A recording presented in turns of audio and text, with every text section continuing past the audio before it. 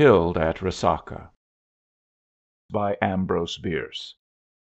The best soldier of our staff was Lieutenant Herman. The general seemed to think that a position on his staff was a distinction that should be so judiciously conferred as not to beget any sectional jealousies and imperil the integrity of that part of the country which was still an integer. He would not even choose office.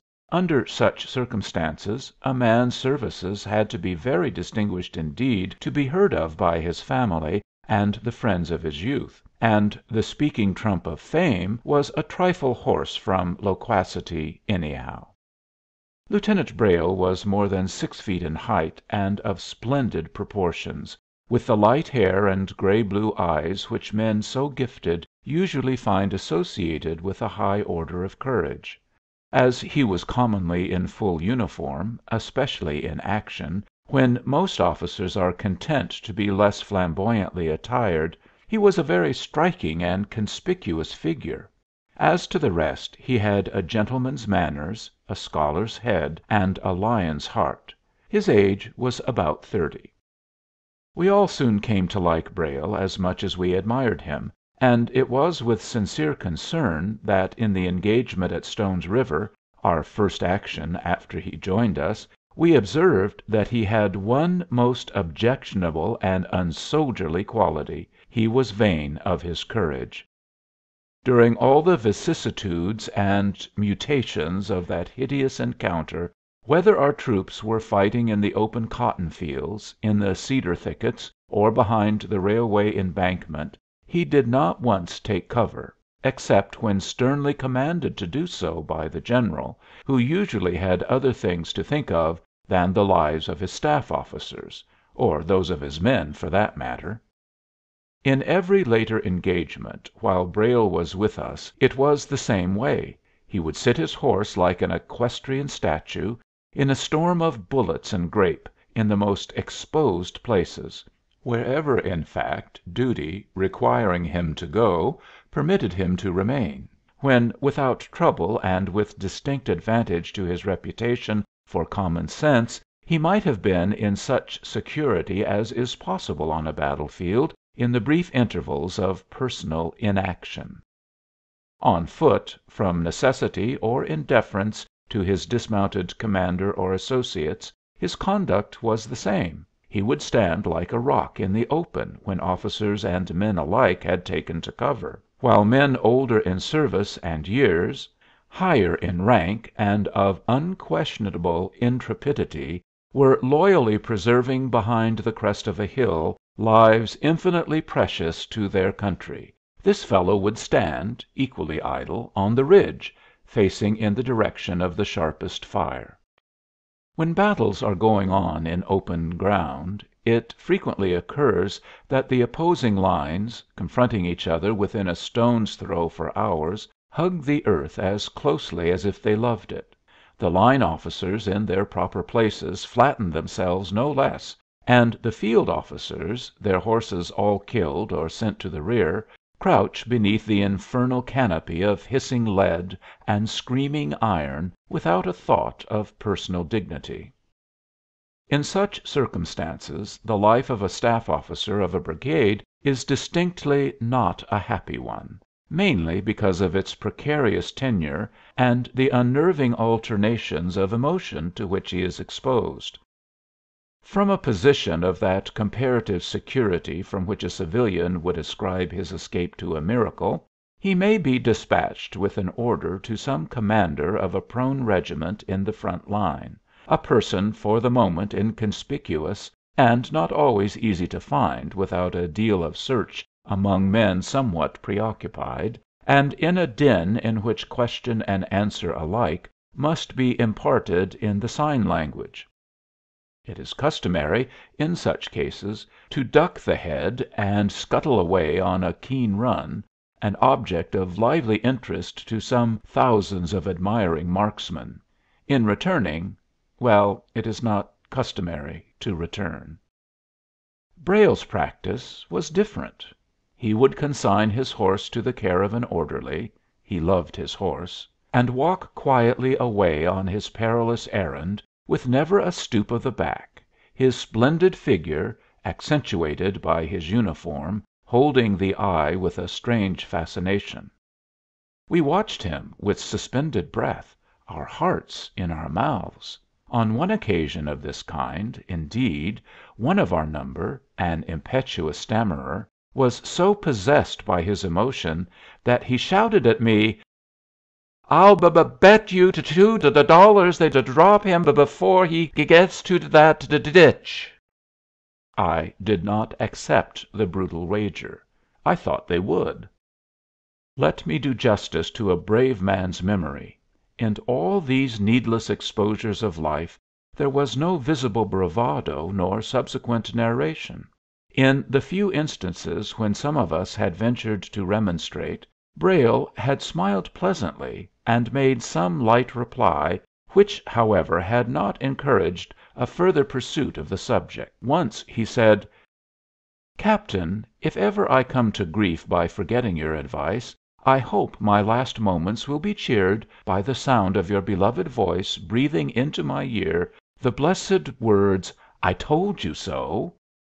We laughed at the captain, just why we could probably not have explained, and that afternoon when he was shot to rags from an ambuscade, Brayle remained by the body for some time, adjusting the limbs with needless care, there in the middle of a road swept by gusts of grape and canister. It is easy to condemn this kind of thing, and not very difficult to refrain from imitation; but it is impossible not to respect, and Brayle was liked none the less for the weakness which had so heroic an expression. We wished he were not a fool, but he went on that way to the end, sometimes hard hit, but always returning to duty about as good as new. Of course it came at last. He who ignores the law of probabilities challenges an adversary that is seldom beaten. It was at Resaca, in Georgia, during the movement that resulted in the taking of Atlanta. In front of our brigade, the enemy's line of earthworks ran through open fields along a slight crest. At each end of this open ground we were close up to him in the woods, but the clear ground we could not hope to occupy until night, when darkness would enable us to burrow like moles and throw up earth. At this point our line was a quarter-mile away in the edge of a wood. Roughly we formed a semicircle, the enemy's fortified line being the chord of the arc. "Lieutenant, go tell Colonel Ward to work up as close as he can get cover, and not to waste much ammunition in unnecessary firing. You may leave your horse." When the general gave this direction we were in the fringe of the forest, near the right extremity of the arc. Colonel Ward was at the left.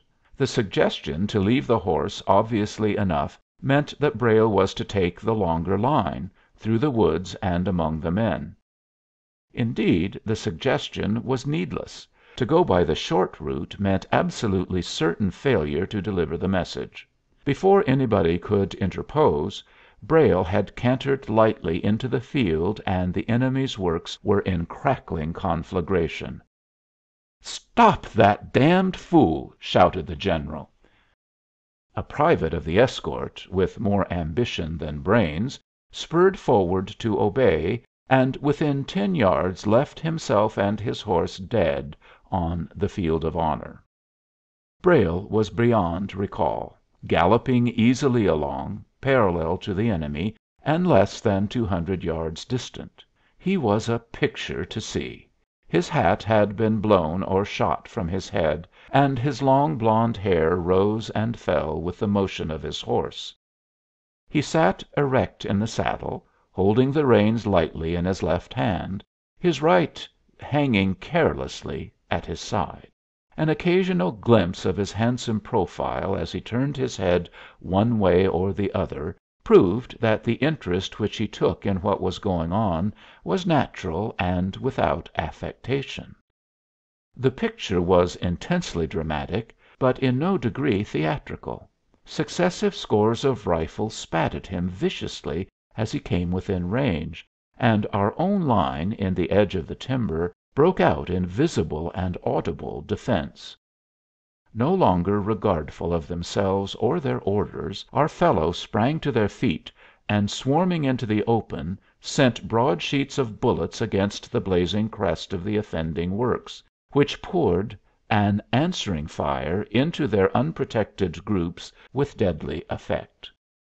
The artillery on both sides joined the battle, punctuating the rattle and roar with deep, earth-shaking explosions, and tearing the air with storms of screaming grape, which from the enemy's side splintered the trees and spattered them with blood, and from ours defiled the smoke of his arms with banks and clouds of dust from his parapet.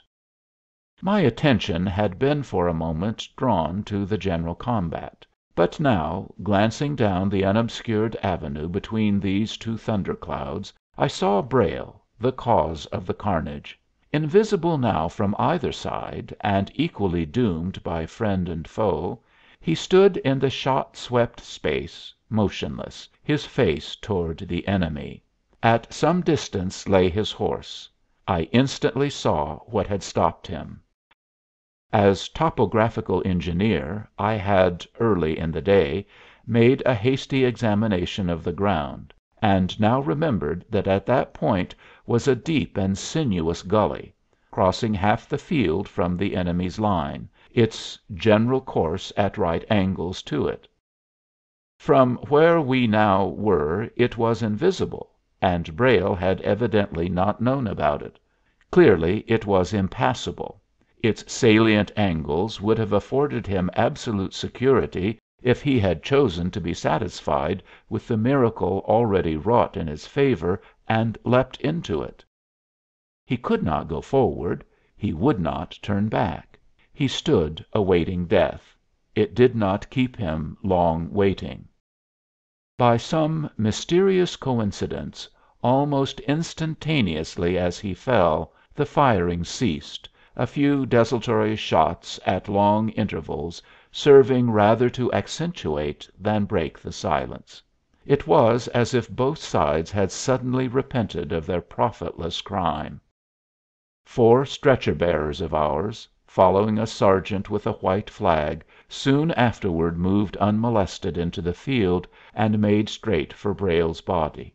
Several Confederate officers and men came out to meet them, and with uncovered heads assisted them to take up their sacred burden. As it was borne toward us, we heard beyond the hostile works fifes and a muffled drum, a dirge. A generous enemy honored the fallen brave. Amongst the dead man's effects was a soiled Russia leather pocketbook. In the distribution of mementos of our friend, which the general as administrator decreed, this fell to me. A year after the close of the war, on my way to California, I opened and idly inspected it. Out of an overlooked compartment fell a letter without envelope or address. It was in a woman's handwriting, and began with words of endearment, but no name. It had the following date line: San Francisco, California, July 9, 1862. The signature was "Darling," in marks of quotation. Incidentally, in the body of the text, the writer's full name was given, Marian Mendenhall. The letter showed evidence of cultivation and good breeding, but it was an ordinary love letter, if a love letter can be ordinary. There was not much in it, but there was something. It was this: Mr. Winters, whom I shall always hate for it, has been telling that at some battle in Virginia where he got his hurt, you were seen crouching behind a tree. I think he wants to injure you in my regard, which he knows the story would do if I believed it.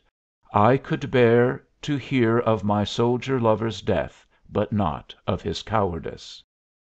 These were the words which on that sunny afternoon, in a distant region, had slain 100 men. Is woman weak? One evening I called on Miss Mendenhall to return the letter to her. I intended also to tell her what she had done, but not that she did it. I found her in a handsome dwelling on Rincon Hill. She was beautiful, well bred, in a word, charming. "You knew Lieutenant Herman Brayle," I said, rather abruptly. "You know, doubtless, that he fell in battle. Among his effects was found this letter from you. My errand here is to place it in your hands." She mechanically took the letter, glanced through it with deepening color, and then, looking at me with a smile, said, "It is very good of you, though I am sure it was hardly worth while." She started suddenly and changed color. "This stain," she said, "is it surely it is not " "Madam," I said, "pardon me, but that is the blood of the truest and bravest heart that ever beat." She hastily flung the letter on the blazing coals. "Ah, I cannot bear the sight of blood," she said. "How did he die?" I had involuntarily risen to rescue that scrap of paper, sacred even to me, and now stood partly behind her. As she asked the question she turned her face about and slightly upward. The light of the burning letter was reflected in her eyes, and touched her cheek with a tinge of crimson, like the stain upon its page. I had never seen anything so beautiful as this detestable creature. "He was bitten by a snake," I replied. If you liked the video, put a like, subscribe to the channel, and click on the bell to not miss our new videos.